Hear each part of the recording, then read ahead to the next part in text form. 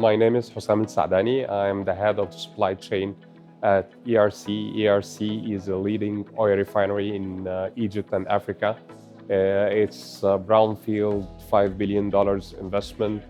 We are producing around 4.5 million tons of refined products, starting from diesel, jet fuel, LPG, naphtha, in addition to coke and sulfur as a byproduct.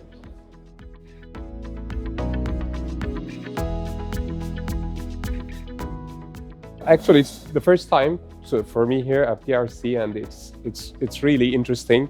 Actually, it was funny because I was planning to come here since last year, and within the last couple of months, I changed my mind due to some business issues. But finally, I could manage and come here. The most attracting me for this event is the diversity. Normally, when we're talking about it's only about petrochemicals, it's only about offshore, it's only about refinery, but it's here. I found it from the first sight. It integrates all over the business leaders, several companies, not only from Europe, but even from Africa and from the Middle East, from the East and West Europe.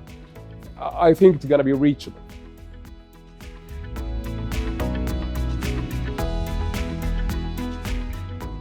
Actually, my presentation, we're focusing about supply chain technology challenges within the oil and gas.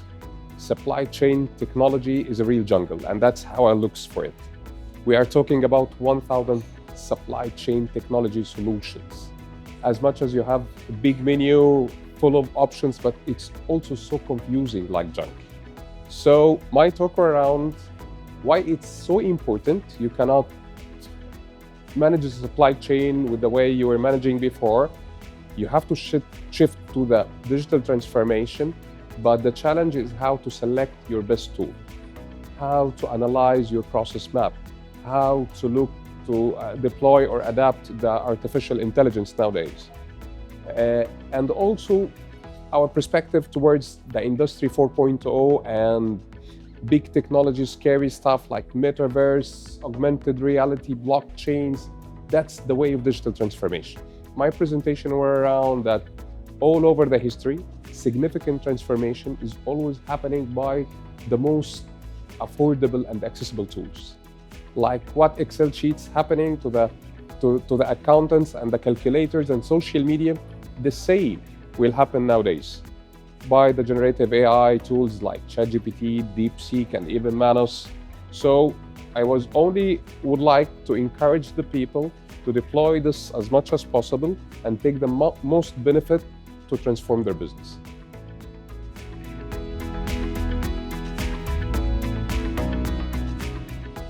Actually, it looks like snowball.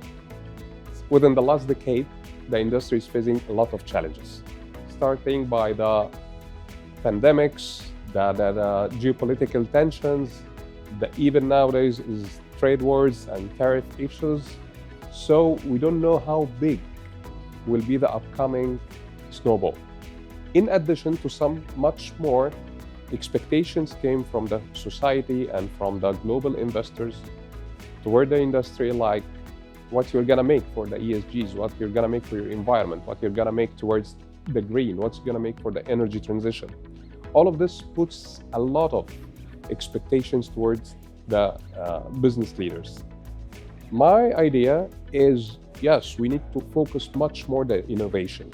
During the last years, people were talking about energy transition with a very firm tasks and schedules. Nowadays, we are listening, yes, but we also need to look for the flexibility of the feedstock.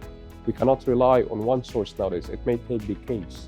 So we have to be committed, but we also need to look for the financials, need to look for the security of the energy in all over the world.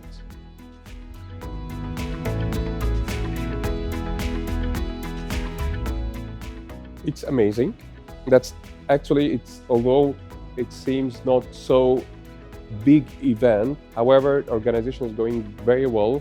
The staff is very well organized. They know which delegate has to attend which place.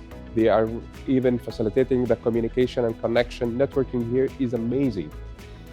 Yes, I have a very tight schedule, before I come here to meet a lot of service providers and suppliers here and also business leaders.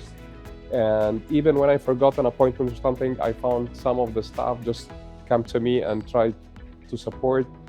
The diversity, as I mentioned before, it's very good. Also, the case studies, which is discussed here and presented here, were very valuable because it's not focusing only about the futuristic point of view, but it's also touch base of the current situations. Being practical and being on ground is very important to make this balance. Give me some insights, give me some ideas, and also tell me how to solve the current problems.